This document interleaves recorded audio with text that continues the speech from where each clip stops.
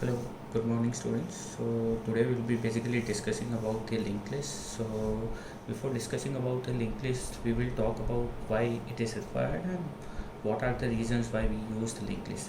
So whenever you heard the term list is basically what? List is basically something which contains the data of a similar data type.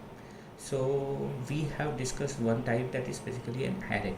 Array can easily store the list, but there are some limitations regarding array. Whenever you are using array, you need to know the real size of your data type, whatever data type you are storing in. Let's say if you are dealing with the integer data type, then you need to know initially the size. Let's say I want to store 20 data types, 20 values. If I want to store 20 value, then I will be initializing, let's say, one variable integer a of 20. Okay, when I am defining integer a of 20, it means I can only store 20. I cannot go above 20. I can only store 20 number of values. Let's say while executing a program, if you want to change this size, it is not possible. So this is the major limitation with the arrays.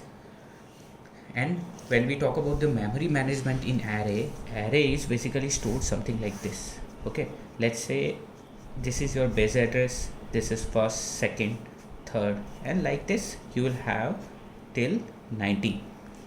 Okay, this 20 blocks of memory will be stored. If I am trying to store more than 20, then the next box will not be available for you, or there is no other method by that you can change the size of an array. What you can do is you can define one more array which has a higher size and copy all the remaining data. There are other limitations with array. Let's say if I have stored 20 values and I want to change or I want to add some value in between. Let's say here I want to add, let's say at the 10th location I want to add one value and I want to move all other values by one position. That is also possible, but it is quite cumbersome and it's quite difficult. We have already done program on this and you know how difficult it is to change one position of each element. Then there are other limitations with array. Let's say if you want to delete a specific element, let's say if I want to delete this third element, what it means is if I am deleting third element, I want to change position of every element after third. Means 4 will be now third, 5th will be now 4th. That you have to continuously do. Okay, so again your program becomes cumbersome. So for this limitation you have one more option, that is a linked list. Linked list is basically contains a structure.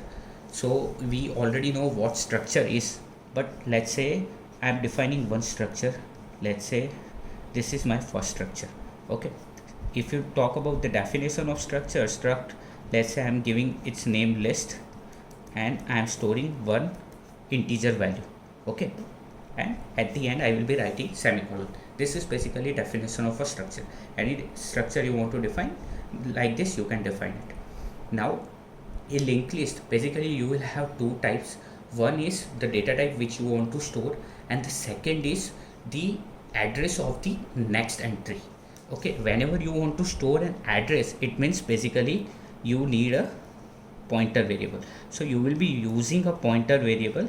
Let's say its name is next and the data type will be a struct list.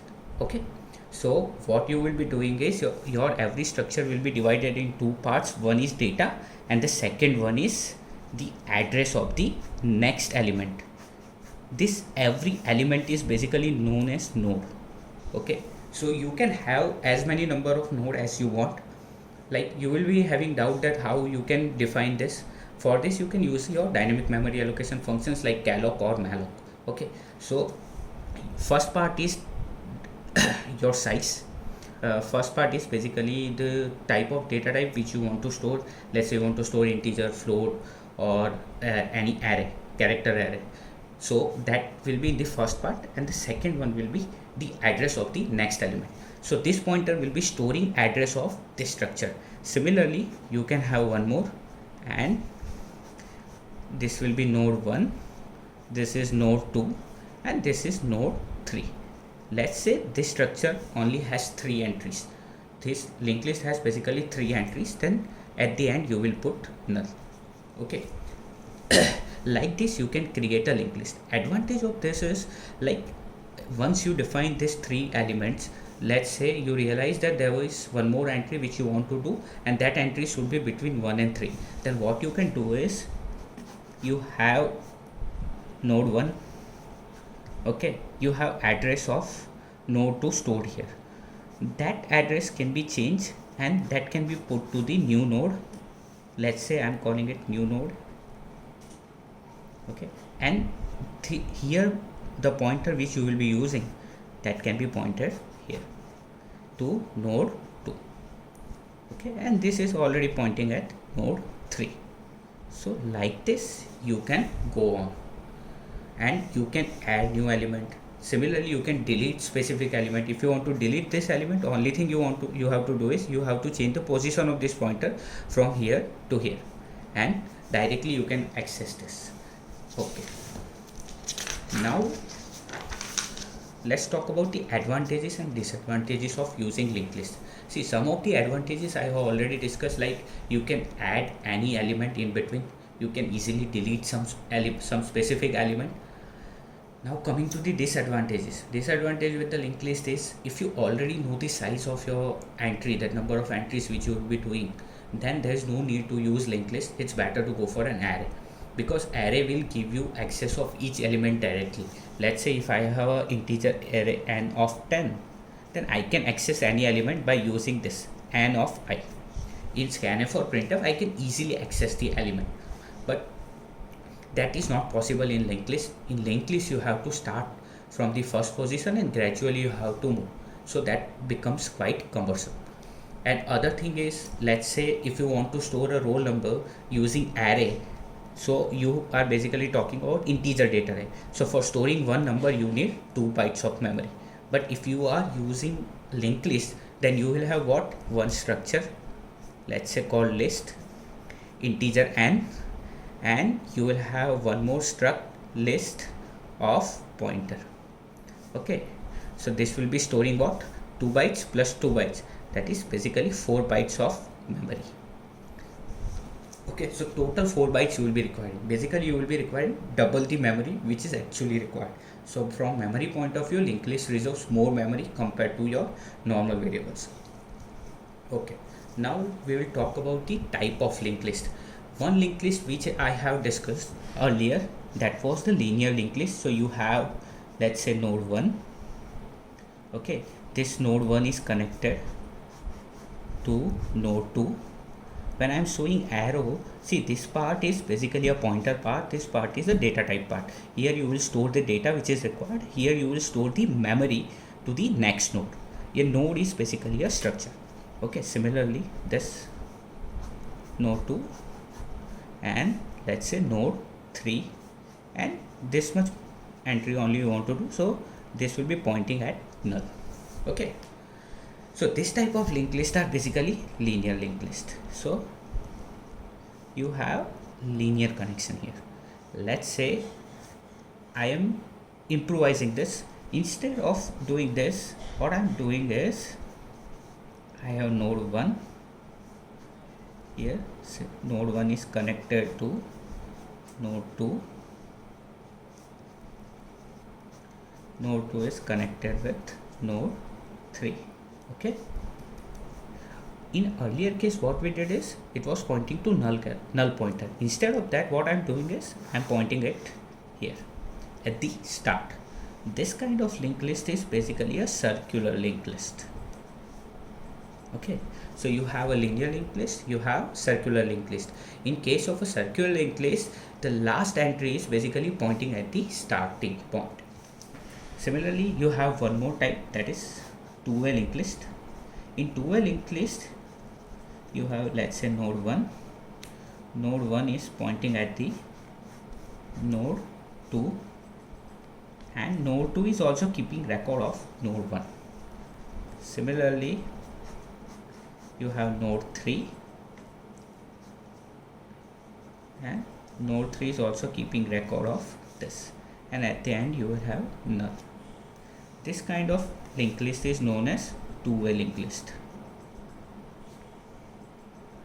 Okay, so we have basically discussed three types of linked list: linear linked list, circular linked list, two-way linked list.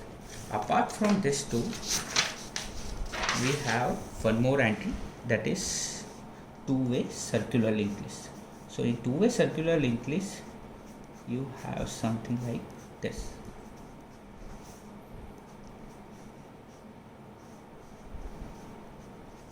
Okay, this will be pointing to here, and this will be pointing to the start. Okay, so what change you will have is the first entry is pointing at the last entry also, and it is also last entry is also pointing at the first entry. This is basically two-way circular linked list. So you have basically four types of linked list. One is linear linked list, second one is your circular linked list, third one is your two-way linked list, and the last one is two-way circular linked list. If you are talking about our syllabus, in our syllabus we will be basically dealing with the linear linked list. If you are talking about the linear linked list, first we need to know how to create this linked list. So whenever you want to create any linked list, you will basically using a structure, and which structure you will be using a pointer variables. Let's say you want to create a one linked list in which you basically want to store roll number. Okay, so you are creating a list in which you want to store roll number of all the students which are in the class. Okay, so you will be defining one structure. Let's say struct, tag name I am giving is list. In that I am defining, let's say, integer, and that is for roll number, and we will have one pointer variable of a type struct listing, let's say next. Okay, this variable is useful to store the memory address of the next location. Okay, and I am defining one variable, pointer variable, that is asterisk p. So I have one structure variable, let's say p. I have one more structure variable next. Okay, now see, in this program what we will be basically doing is we will be creating one linked list and we will be printing its value. Okay, so we are basically creating it and printing it. Okay, so for this I am defining some variables. All are basically structure variable, that is, let's say, struct list head. Okay, and I am defining one integer variable, let's say no, that is for number. Okay, okay, I don't need this. Okay, I don't need this. Okay, now what we'll be doing is, first we have to allocate some kind of memory to this pointer variable, that is p. So for memory allocation I am using, let's say, pointer variable, I am using malloc function. Okay, so for malloc I will be writing struct list, okay, asterisk malloc size of struct list. Okay, so this will give some kind of memory to it. So that memory size will be of the size struct list. Once you have given a memory, what I am doing is, first I am scanning a number using a scanf function, let's say scanf %d and %ptr and %p address and. Okay, so you will be scanning one number from the user and that number will be stored here. Now what I am doing is I am using one loop, let's say while loop. Here I am putting condition if p arrow n does not equals to -999. So what condition I am putting is, until user don't put -999, this loop will continuously run. It means it will continuously run and it will take values, and finally when you will put -999, at that time it will stop. Now first thing I am doing is I am giving memory to my next pointer variable, that is p next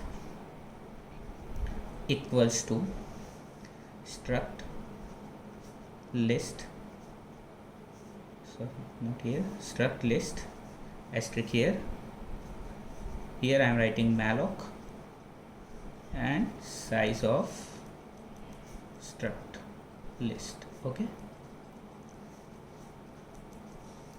once you have given memory, after that what I am doing is I am moving location of p from p is equals to p next. Okay, I forgot to do one thing earlier, that I want to keep the starting location. For that I have defined this head. What I am writing is head is equals to p. So my head variable will be continuously pointing at the starting location. Whenever you are dealing with linked list, you have to always keep the record of starting point. If you don't have access to the starting point, then you cannot get the next value. So you always see, let's see, this is your basically a linear linked list. See, if I don't know this location, then I cannot get the next, and if I don't know this, I cannot get the next location. If I know this, then I can get the next location. From this I can get this, and I can get this. So this location is quite crucial. For this you will always use some kind of pointer variable. Here I am using head because it's the starting point. Okay, so after initializing memory, I am giving that address to head. Head is equals to p, so head will be storing the starting location because my pointer p is continuously moving. Okay, after this what I am writing is scanf %d and %p number. Okay, and I am completing this loop. Now if you see the execution of program, first I am giving memory block, so it will store the memory equals to the size of a structure. Then I am scanning the number, so that number will be stored in the first node itself. This will be my first node. Let's say first entry is 1. Okay, after that I am going inside this loop, which is checking the condition p number does not equals to -999.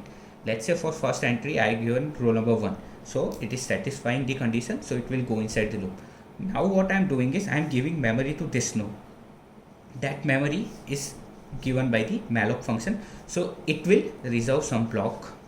Okay, that block, then after that what I am doing is, so I given the memory and I given the connection here. Okay, after this what I am doing is the pointer p, which was initially here, right now head and p both are pointing here. I am moving this pointer p from here to here. Okay, after that I am scanning the value, so second value will be scanned here.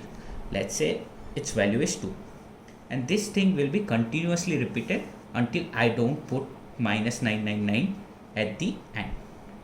Okay, now next part comes the printing part.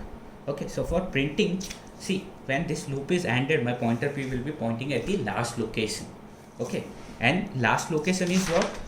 Always the last location will be null, because we are dealing with the linear linked list. So in linear linked list, your last entry will be null. So for that you have to write at the end of the loop that ptr next equals to null. Okay, ptr next equals to null. Once you have written this, then it means your linked list is ended. So showing the end of a linked list will be using a null pointer. Okay, once this is done, what you have to do is you have to again come back to the starting point. For that what I am writing is p is equals to head. So now my pointer p is pointing at the starting location. Now for printing I am using condition while ptr next equals to null. Why I am using this condition? Because the last entry in every linked list, if I am using this method, will be -999. So when my pointer p, sorry, not ptr, p, when my pointer p is here, then if my p next value is null, it means the last value is -999. So for this I am writing p next is equals to null, and in this I am writing printf %d p number, and then I am doing p is equals to p next. Okay, and here my void main is over.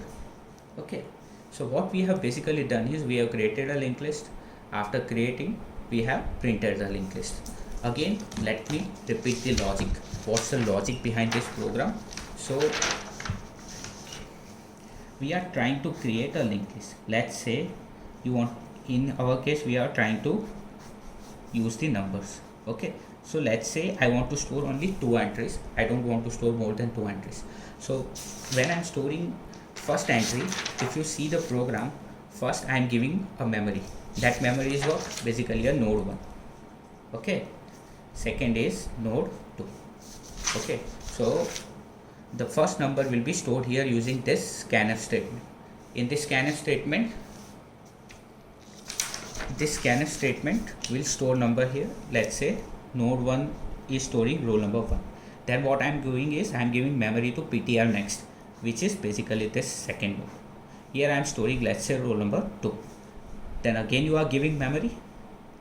Okay, this time I am adding minus 999. Okay, so when I am adding minus 999, we will go for a while loop again to give the next memory, but at that time the condition will not satisfy and your loop will be ended. So you will go to the next statement, that is ptr next is equals to null. So this is null.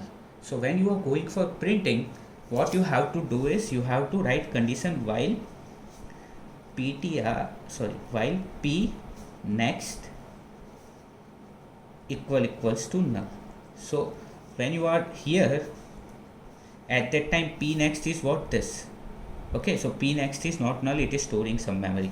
So your printf statement, that is basically %d and p number, and then p is equals to p next. Okay, now if you see this, first it will print the value 1. After that it will move p from here to here, so your p is now pointing here. So if you check here, p next does not equals to null, p next is pointing here. Okay, so it is not null. So printf %d p n, so it is what, 2. It will print the value 2. After this again your p will be moving from here to here. In this case your p next, this is that variable, it is null, so it will terminate the loop and it will not go inside, so you will get only 2 entries. Okay, so I hope you all understand how to create a linked list and how to print its value. Thank you.